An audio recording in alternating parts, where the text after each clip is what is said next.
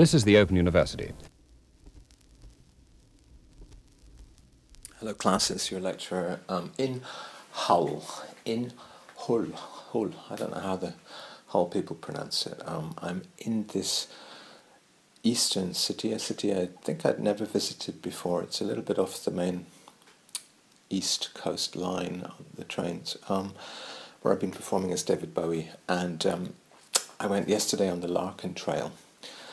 And I haven't spoken to you for a couple of weeks, so I'm going to go work my way backwards through my adventures.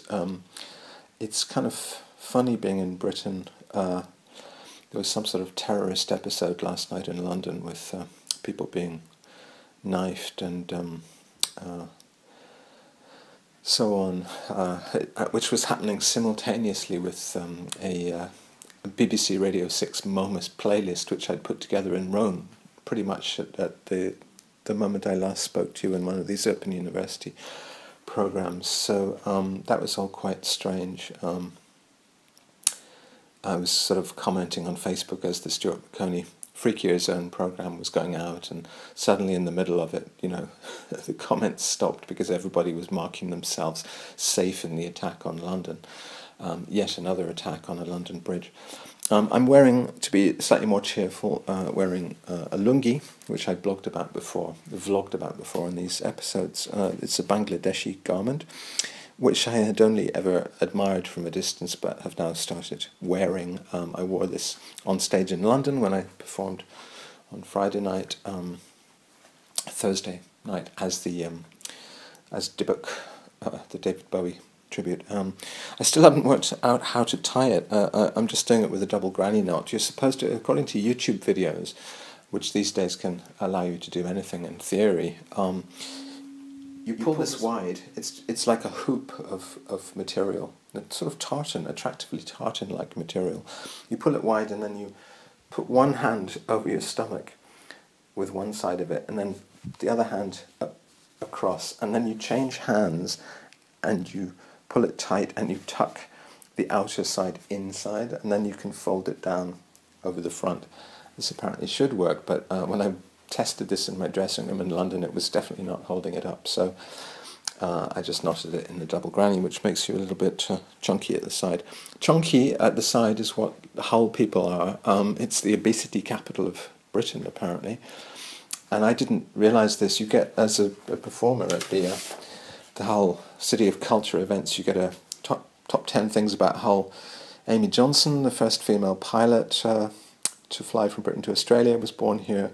It's the birthplace of Lemsip, etc., etc. The most poetic city in England, home of poets such as Philip Larkin and Andrew Marvell. William Wilberforce, who freed the slaves in the British colonies, hailed from here, and so on and so on. But they don't tell you it's the fat capital of Britain. If you just shoot random snaps on the street, they all tend to look like Martin Parr photographs. The sun was shining very brightly yesterday, which is something in itself. It's actually beautiful in places, beautiful city with the park, Pearson Park, which Philip Larkin overlooked from his high windows. He's got a volume of his poems called High Windows. Very beautiful. It looks like that park in Seurat's paintings, La Grande Jette, or the university campus where he worked in the library. The library is fantastic, much expanded from where he used to work. And so I had a really good day looking around, and also there's like the mother lode of all thrift shops, charity shops, as they're called here in Britain, just south of Fairfield Avenue, I think it's called, south of the university. Something like 12 charity shops. So yesterday I found some amazing finds there. The Penguin New Writing from 1945, which has pieces which I'd never seen before, by Gillian McLaren Ross, by Denton Welsh, and also by the gay artist Keith Vaughan. Interesting character. I don't know why it is, but I'm so fascinated by this English writing from the immediate post-war period. There's something very interesting about it, and it's kind of lesser known writing. The Denton Welsh story in here is very funny. It's called The Joshua Tree, about a man who's obsessed with with Judas, with paintings of Judas. And then I got a copy of The Golden Bough by J.G. Fraser, which is very Wicker Man. It's basically human scapegoats in classical antiquity, types of animal sacrament, killing the divine animal, eating the god, ancient deities of vegetation as animals, the corn spirit as an animal. So it's very, very much, it influenced T.S. Eliot and people like that when he was writing The Wasteland, this sort of cosmology, a pagan cosmology of lost, half-forgotten folk beliefs, actually very parallel to Shinto, because in Japan these things have been much better preserved with much more tolerance.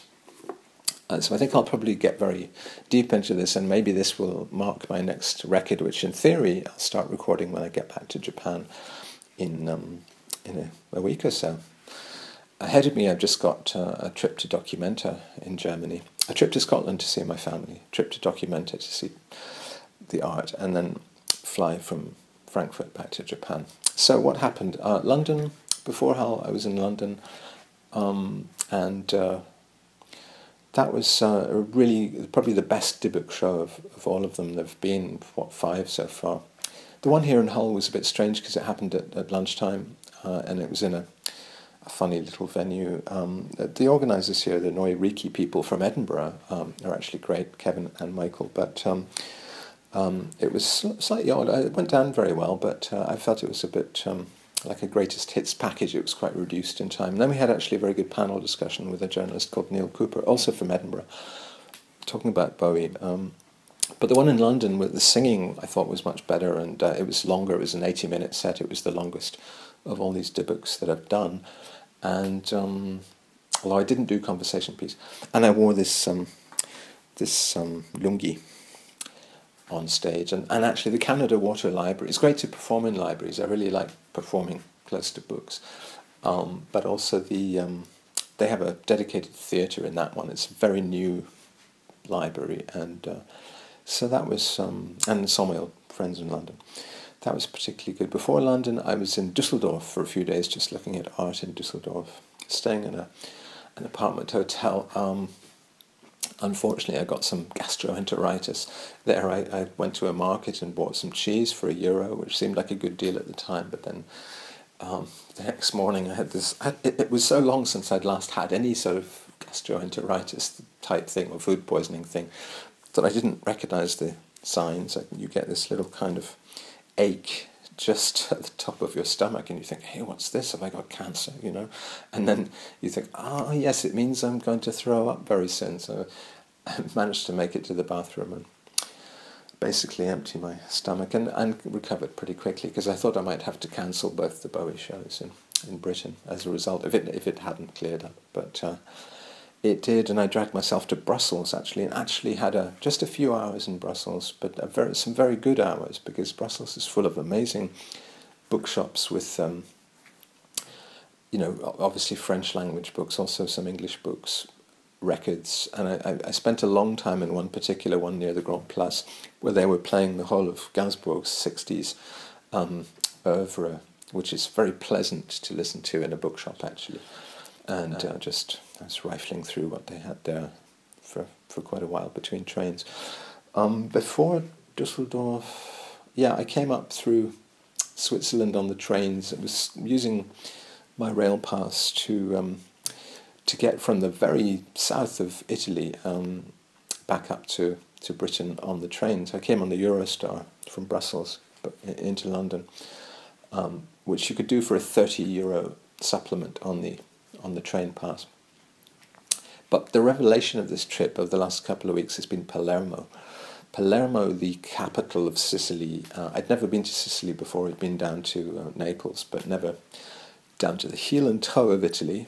And actually that bit almost put me off, because you stay in this awful little town. If you're going to take the ferry to Sicily, you take the train to a place called San Giovanni de Maria or something, I think it's called, which is a real horrible town dominated by cars, really no pavements even to speak of. Some very sad refugee types in most of the hotels, looking like they're waiting for their papers to arrive from Sidcup in the Pinterian sense. I just very difficult to find any basic services in that town, and I just thought, God, if Sicily's like this, I'm not even going to bother. I actually booked a seat on the train to go back up to Rome, and suddenly at the last minute changed my mind. I thought, what the hell am I doing? I've come all this way down here, and I'm right next to Sicily, why not go there? So I did, and the ferry was only, €2 or something to get across. It's a very short crossing, and you get to this place called Messina, which is a fantastic little town, real vitality, real streets you can walk down. You can get away from the traffic, and there'll be markets where a man with a Fiat is selling eggs, like 10 eggs for €1.50 out of the back of his car before heading back up into the hills. It was the same weekend, unfortunately, that G7 was happening down at Taormina, I think it's called, which is down by Mount Etna, on the east side of Sicily. So I steered well clear of that and went across the north coast of Sicily to Palermo, which was just a revelation. What a fantastic city. I mean, it was bombed by the RAF, actually, in the Second World War. Italy, of course, having been an Axis power, so we created a kind of theatrical backdrop of ruins, which makes it look a bit like Havana. There are whole areas of Palermo which have not been rebuilt, and which have sort of creative graffiti on them, and look like this amazing cross between sort of, the ruins of ancient Rome or just a really bombed out third world city. So I walked from the train station. The first thing out of the train station was, okay, not too much traffic around here, and there were people selling books on a bit of ply, and I thought, great, there's street markets, there's second-hand stuff, all the things I like in a city. Then I walked up to look at the ticket prices for the ferry tours, because I was thinking about going to the islands, Alicudi and Stromboli. There's a sort of boat tour you can do either from Palermo or further along the coast to those islands which I'd sung about. I'd actually come through towns which appear in the lyrics of this song, Travels with a Donkey, which I wrote for the Milky album in 2003. And, Santa... I can't remember the names of all the places, but I looked into the tickets, and actually they only happen in summer. Some of the tour companies only operate from June, so in May they weren't actually doing that. So in the end I just stayed in Palermo, but I had a really good time, and what I liked, this is again typical me, but what I liked in Palermo was the strong Bangladeshi presence, and that was right in the centre of town as well. So they had some really great little Bangladeshi cafes on the main pedestrianised streets. So you could go in there. I bought this lungi from right outside the mosque. It's a fantastic little market street with fruit and clothes and sorts of junk that cuts up through the centre of town. It's a great combination. I mean, it's a bit like Edinburgh in the sense that you get, when you see their views from what used to be Dunby Dykes in Edinburgh, the south side of Edinburgh, views onto Arthur's Seat. You see that dramatic cliffy landscape in the background. Here in Palermo, you get the same thing. At the end of the street, you see this huge mountain which is overlooking, just to the south of the city, the southeast of the city. There's this craggy, volcanic peak, very dramatic, especially when the sun is setting and shining on it. And then you've got the sea on the other side, and you've got some other dramatic mountains. So I took the ferry actually from Palermo back to Naples before getting the trains back through Europe, and that was also very beautiful to board at dusk and see this dramatic landscape of Sicily. So I really left my heart in Sicily. That's one of the European cities I've been most impressed by ever, really, and it was just really pleasant to be there. Nice weather, quite fresh, not too hot, sunny. Fantastic things to look at. Some art museums which were not, cutting edge, obviously, but had things to look at. And next year, there will be good art there, because Manifesta, the portable pop-up contemporary art event, is in Palermo. So if you've never been to Palermo, go to Manifesta 2018. I would recommend it heartily.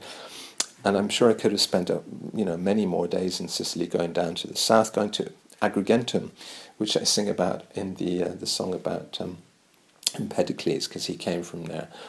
That's on the south coast of Sicily.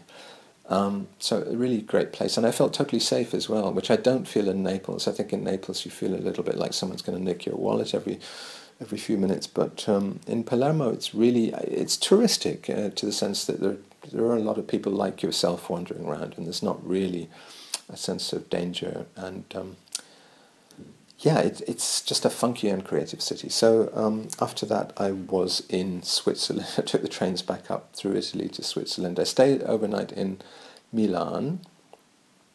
Didn't really have time to do much there. And yeah, then came back to Britain via Dusseldorf. And yeah, I'm just sort of getting back into the Japanese frame of mind. I'll be back in rainy season Japan, which is always a good creative spur. It's been a blast. It's been a couple of months now I've been out of Japan. And I'm kind of feeling the need to get down to work. I mean, I've been working very hard because I've been writing a lot of art journalism and doing a lot of performances and shopping hard for books which I'm mailing back to myself in Japan in installments. It's quite expensive. You might get a book for €3, but then it's going to cost €10 to post it back to Japan. But these things are my comfort in my old age, and I don't really require very much except for a good old paperback with an appealingly simple typographical cover. I'm also at the same time putting together this Create box set, which we've now decided, Cherry Red and I decided will come out in one splurge. It'll be 2 releases that come out simultaneously. There'll be the first 3 Creation albums, the second 3 Creation albums. There'll be a sleeve by Hagen Verleger. I've done the compilation, the mastering. I've scanned the sleeves. When I was in Berlin, I scanned all the sleeves of my vinyl releases, and that will all be repackaged by Hagen. So I'm kind of working on that now. And today, the guys who run the festival here, Where Are We Now Festival, are putting on Bill Drummond of the KLF and the K Foundation, and previously he was Julian Cope's manager. He put out a folk record on Creation called The Man. I know him a little bit from the Creation years, but he's doing a lecture at 2 o'clock, so I'll see that before I get the train to Edinburgh. The other good event in this festival has been Linton Kwesi Johnson, who performed Friday night, and that was odd. I mean, I really loved Linton Kwesi Johnson. He was even endorsed by David Bowie, although Bowie, they were both born in Brixton, come from Brixton, and Bowie actually had distinguished himself, saying that he didn't write political stuff like Linton Kwesi Johnson, but he did mention LKJ. LKJ, he's very charming. He's got a very charming Jamaican accent. He's also very angry and political, and a lot of his work is about police brutality against black people in Brixton, and historical events in the sort of liberation struggles. But also there's a sort of naive and charming side to him, and also he didn't perform any new material. I got the impression he hadn't written an enormous amount since the 80s. He's a cute old man now. And another thing I noticed about that concert, it was in the town hall here, which is quite a grandiose venue, very big hall, and there wasn't a single black face in the audience. And there are black people living in Hull, just none of them seem to rate LKJ, which is a bit sad. It's not like there are young rap bands who think of him as a godfather. It's more like a grandfather you've sort of neglected. So I thought that was a little sad. Is he just a kind of conscience for white indie music fans who occasionally bought reggae records, which kind of describes my relationship with his records too. We all bought bass culture and dub culture, which was the dub take on bass culture. He was just doing spoken word the other night. I think he's best with music. His words are so rhythmic. There's actually, if you listen to Hearspool, the Hearspool series I made, there is a bit of Linton Kwesi Johnson in The Great Reversal, the one about the Smithsons, based mostly on the Smithsons. Motorway are unprotected. At last, chance of a great reversal. Considering so much. Society at the moment may be really stupid. We may have to rethink the whole thing. It may be that we should leave people where they are to smash it up in complete abandon and happiness so that nobody has to worry about it anymore. Great reverse. Kabuta lazy might have got couple thousand when your lover leave. Like a candomblé voodoo come in a chant. And though the feet you concede, still you beg and you plead till you win a reprieve and you're ready for rock steady. But Mandela for him thousands and thousands and thousands. That's actually his best poem, to my knowledge. It's called A Second-Rate Poet. And he's a little bit bitter in that about people like Derek Walcott, who are considered serious poets, and then he's considered a dub poet, you know, which is kind of a second-rate, second-ranking position. And then he says, you know, Buthelezi might have fed 1,000, but Mandela, he fed him 1,000 and 1,000 and 1,000. So he's saying it's okay to be populist, which is a perfectly fine message. If you weren't also thinking, well, why is he not more popular, and why are the black community not apparently listening to him in this concert anyway? Perhaps it's different when he plays in London. It might just be an age thing. He might be seen as not aggressive enough. So yeah, that's my report from Hull, and better put this together before they kick me out of the hotel. I'm not going to wear the lungi in the streets of Hull. I did get shouted at once when I came out from my concert. You know, you're on a high after a concert. Everyone's been telling you how wonderful you are and you've been signing things, and then you walk out onto the street and somebody calls you fucking puff. So that kind of happened. Somebody called me a fucking puff too. The moment I stepped out from my gig, and I remembered that I was not David Bowie at that point. So see you next time. Open University.